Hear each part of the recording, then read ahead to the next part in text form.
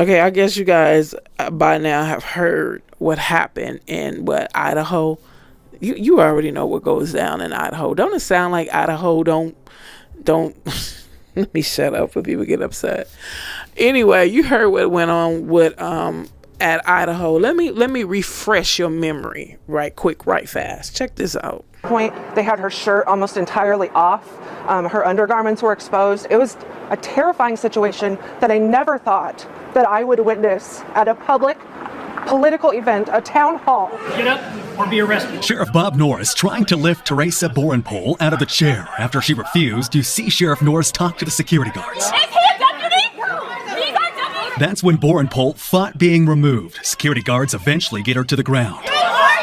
She was then dragged out of the auditorium. She still is sore and has, scratches and bruises and everything that you would expect from what she went through. But how did we get to this point? There were several people that were interrupting, but Ms. Borenpol was the most vocal of them.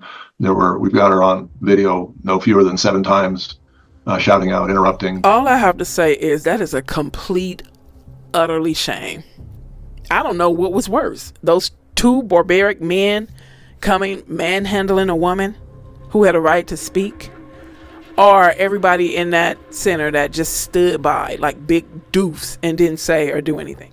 Actually, the police justified in none of these arrests. It is clear to modern observers that the American plan was a stunningly sexist program and one that made no sense from a public health perspective. Nearly every person examined and locked up under these laws was a woman. And the vague standard of reasonable suspicion enabled officials to pretty much detain any woman they wanted. Records existed in archives that documented women being detained and examined for sitting at a restaurant alone, for changing jobs, for being with a man, for walking down the street in a way a male official found suspicious, and often for no reason at all.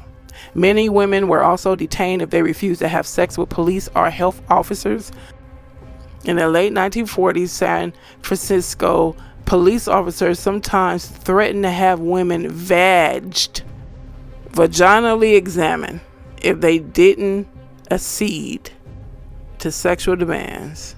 Women of color and immigrant women in particular were targeted and subjected to a higher degree of abuse once they were locked up. Writer Adria Dworkin, who was arrested at the age of 18 when she attended an anti-war demonstration outside the United Nations building in New York City. After being strip searched and forcibly examined by 2 male doctors, she bled for days afterwards.